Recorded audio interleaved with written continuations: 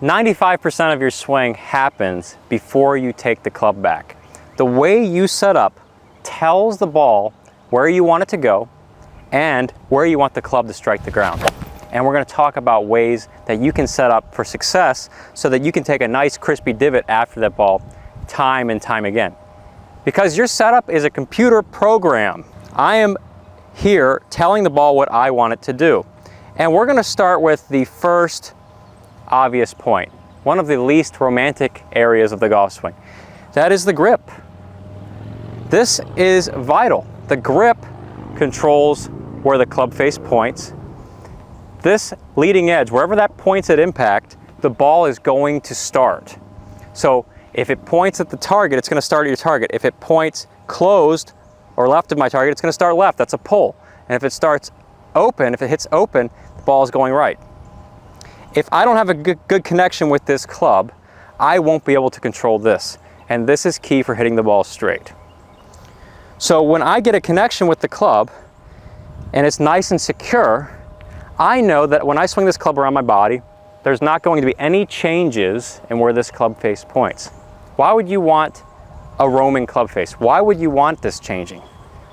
Well, if you want to make golf a lot more interesting, hit the ball in the woods and see more of the golf course, hit it over the pond maybe, then yeah, let's get rid of some security. But if you care about playing great golf, it starts right here. And that's why even Ben Hogan, one of the greatest ball strikers ever, emphasized that the hands be knitted together as if they are one unit. They're married and it doesn't change, just precisely for controlling club face. So looking at your grip, what makes a good grip? Well, to have a secure grip, it's got to be in the fingers. It can't be in the palm. If you start in the palm, you're already losing security. So I start my grip right here in the fingers. There's a slight diagonal line from this pad here down to under my pinky pad. And I'm moving all those fingers and wrapping them around the grip securely. This brings in the question of grip size. I've got a mid-size grip here. I've got bigger hands, 7.5 inches here. So mid-size would be a baseline for me. If you've got big hands, I suggest a bigger grip because you'll have a firm, secure hold on the club. Smaller grips are harder to control if you got bigger hands. So just a note. But this is in my fingers and it's wrapped firm. I'm squeezing here. I'm not just lightly holding it because light means flop. So a firm hold here. And then I'm going to fold that hand over and I've got my thumb pointing just slightly off the shaft, off the side. This allows me to have a much more secure hold on the club as well. So when I put this club down, my first visual is I can see the face and it's square. The second is, how many knuckles do I see on my front hand? I see 1, 2.5. So we look at grip style. This is a neutral grip. If I turn my hand over more, this is a stronger grip. I see more knuckles. If I don't have it turned over as much, the thumb is almost straight down the shaft, that's a weaker grip. I see maybe 1 or 2 knuckles at best. The way you set this grip has a huge impact on the rest of your swing. As in, the way you tell your downswing to work is greatly affected by this grip. Golfers with a stronger grip have more cupping in the lead wrist here. Think of someone like Zach Johnson. If he wants to keep the club face square to hit it to his target, as he goes back, he has to, at the top, have a slight amount of cupping here just to keep it square. So he can't be thinking flat wrist or the face is closed.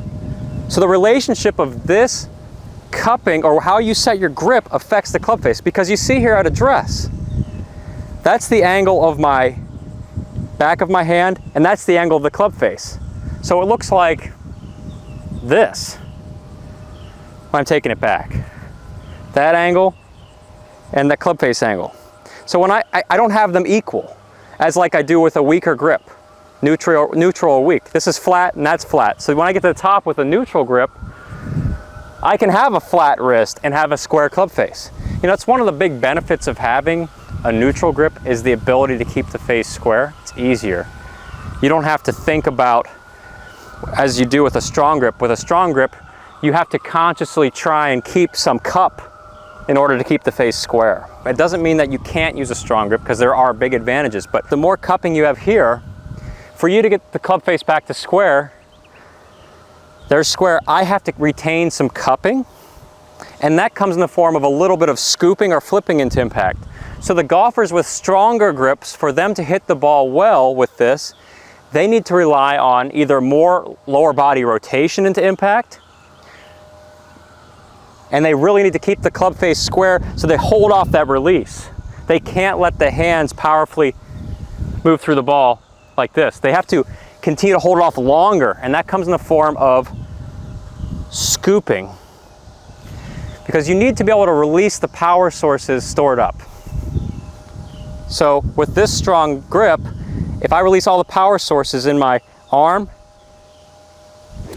to here, the face is going to close more with a strong grip. Like that.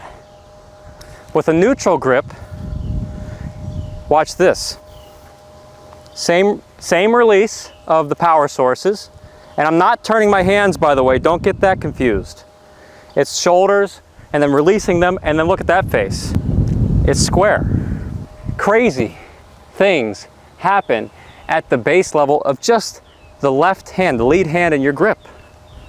I could make one video on this subject alone. But you need to know, when you attach your hands to this club, what are you trying to do? You're trying to tell the ball where it's going to go. You're trying to strike the ground in the same spot. How does grip impact that? Well, that's one huge way. Then my right hand, whether you want to choose to do an overlapping or interlocking is up to you. Interlocking is popular with smaller hand players. Overlap, Varden grip is popular with larger hand players. I like the overlap, I've got larger hands. But the idea here, you still want to apply firm, equal pressure with both hands to the point where you are securing this in like a Ziploc bag. Or a vacuum seal, that's even better, vacuum seal. Active pressure. This isn't going anywhere, folks. Cameraman's gonna try and pry this out of my hands. He's the world's strongest man. Got some serious tickets. I'm gonna go first. The club is not going anywhere. That's how firm it is. That's the great grip firmness test. He's going home packing, because he can't pull this out of my hands. Pry it, try me. So active, firm, vacuum seal pressure on the grip contradicts everything you hear out there, but it's so important because you create a unit. Some people are worried that if they grip it tighter, they won't hit it farther. Well, ask that to Bryson DeChambeau and Chris Gotterup, the longest players out there. Gotterup's hitting at what, like 325? He swings like 130 miles an hour, and he holds it extremely firm.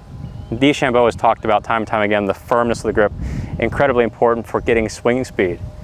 It makes sense too, because if I have any wobble, well then I have to figure, I have slowdowns, like my shoulders can't move as fast, but if I'm holding it firm, I can create a lot of speed versus doing that. I don't have any control. That's speed and control. It's a very powerful visual. Changed my view of grip pressure. So I've got a firm, secure hold on the club. You know, this is going to do so much for you off the bat. Club face control. Next thing is going to be wrist hinge. Hey, how do I hinge my wrists? When do I hinge them? Well, this connection is vacuum sealed, so it's going to get the wrist hinging anyway. Versus if you didn't have connection, it's going to hinge or it's going to wobble, or sometimes people just do this. They don't have enough pressure there. So it happens automatically when you have a solid, firm grip. Another thing with the grip, I see this a lot. Golfers will have their hands off like this. What are you trying to do here? You're saying it's okay to hit like this.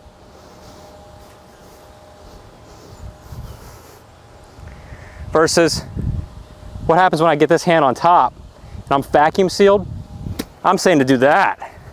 That's what I want. That's crisp. We haven't done anything except talk about the grip. This is the way pros think about the grip. That's why something like grip change makes such a big deal in a pros game. This one's very common. It creates a restrictive body. So my knees inward, I've got restriction here, and I've got restriction here in my hips, my lower back. I feel tension. And as I swing, if I keep the knees like that, what happens is I feel more tension in my lower back. And oftentimes when you feel tension or stress, you're gonna start swaying, trying to reach back for more, because you realize your body's stuck here and it can't go back for more. So what it does is it starts swaying. Now, swaying greatly affects your contact, so that's why I set up by relaxing my knees. I just got my feet pointing outward so I can turn. It makes it really simple. My knees are now out instead of in. And without knees, everything is easier. Everything. It's free power. It's sitting right there in your setup. Another thing that's really important that is this one, you know, this one will change everything. Like the grip, arm position. I see a lot of people get over the ball, and this is how they set up. They've got their arms and club in this Y shape. It's like an uppercase Y. And sometimes you even see players with their elbows bent. This is one of the biggest contact killers ever, because I'm setting up to almost instruct the swing to flip at it. Here. I have to change this into this if I want to strike it well. But that's a variable. Another problem with setting up like this is it sets your contact to be at the ball. So I'm barely striking the ground here.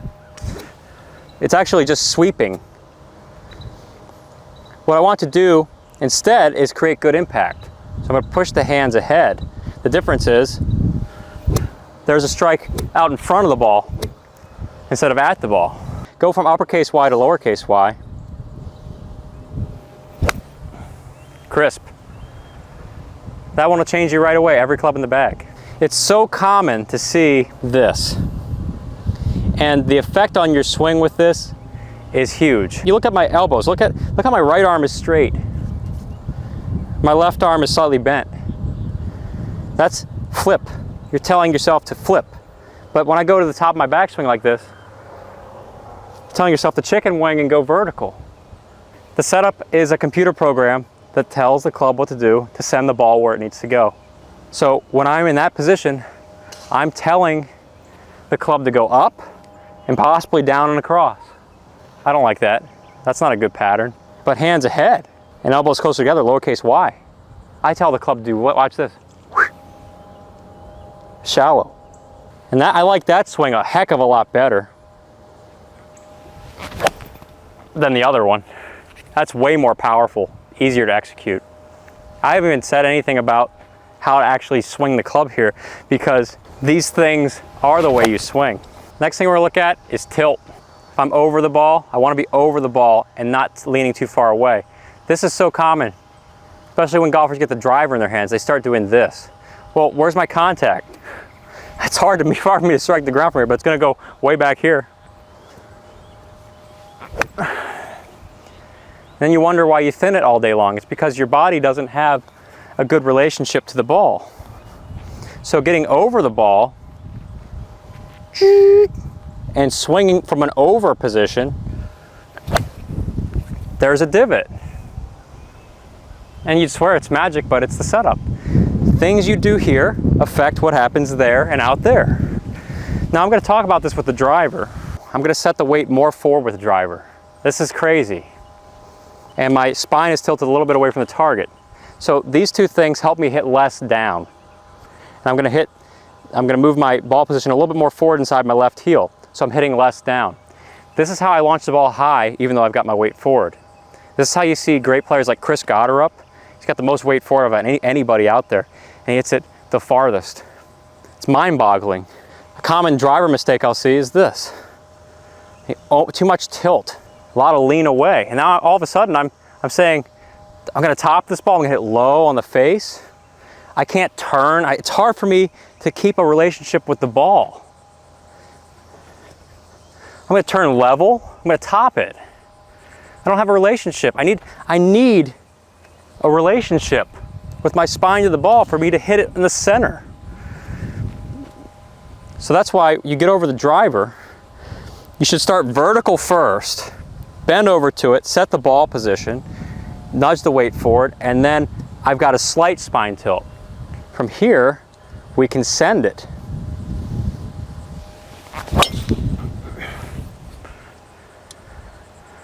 That is awesome. You know, it is a good thing the wind is into us today. We had sent that message, and the golf course received that message and decided to leave it on red. Why do I set the weight forward? I mean, so many golfers set with the weight back. Weight back kills your golf swing because it encourages a sway. It encourages me to strike behind the ball, things we don't want. It encourages me to not rotate. So by setting the weight forward, and I'll talk about this in a future episode, the weight forward allows you to turn, keeps your body over the ball, which keeps your contact point constant. And not only that, it allows me to turn a ton. That's why I just nuked that driver on the center of that face. It was the weight forward that helped me do that. Everything in your swing happens with the weight forward. A big note about weight forward and what you should look like from the front here. When you're getting over the ball and I'm pushing the weight forward, notice how it's not me doing this. That's a big difference compared to this. If I did this, then I'm gonna start hitting down a lot. And I see a lot of golfers, when they try and do weight forward, they get really hyper-focused on, okay, I'm here. But now you're setting yourself up for failure. You're setting up to hit way down and way across from that position. That's what often gets people thinking, oh, weight forward isn't a good thing for them.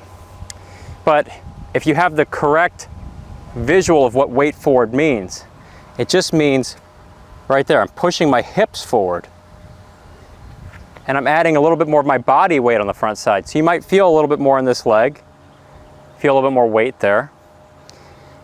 Not whole body. My shoulders are over here now. That's not weight. Think hips. Big key right there. Because my hips are here more forward. My swing is apt to work better versus if my shoulders were more forward. And I'm fixing this issue all day long with golfers is this. I'm hitting a lot down. So my weight's forward, but oh, I can't hit driver. It doesn't work with the driver. It doesn't do anything. That's because you're setting up with the weight too far forward, like this. You're setting up with your body forward with the weight. Now it's no wonder why you slice it. I'm not gonna do that, I'll break the driver head. That's why nudge and then swing. Nudge, swing. There's another ripped one. You gotta have the right understanding of weight forward to use it correctly, just like anything. You gotta know what a hammer is to hit a nail. You gotta use the tool the way it should be used. That's why setup is so important. All these pieces that I'm sharing with you, there's a cause and effect to everything. So this helps you build the swing that you want so you hit the ball solid, straight, and powerfully to your target. So the head and torso stay in place and you're just bumping the hips a little bit towards the target. Yes, and that alone, if you understood doing that throughout your swing, if I kept my head and my torso in place over the ball from the front, the rest of my swing is going to work powerfully. I'm gonna get tons of turn, and you'll find that it's easy for you on both ends of the swing, even from down the line, you keep your tilt to the ball better. You can create much more turn while keeping your relationship to the ball, which is an attribute of all great golfers. And then we have tilt. If you don't have a relationship with the ball with your spine at setup, you're telling yourself, I'm swinging up here if I'm standing level. That's where the ball needs to be for me to strike it solid. But for me to hit it solid, I'm tilted. By presetting my tilt to the ground, it enables me to keep my relationship to the ball, which allows me to hit the ball in the center of the club face. And then another awesome benefit is good tilt allows your swing to work in the proper positions. So a golfer who doesn't have tilt, they'll swing really around their body like this. And their body won't turn because this looks really like there's no relationship, a baggy setup.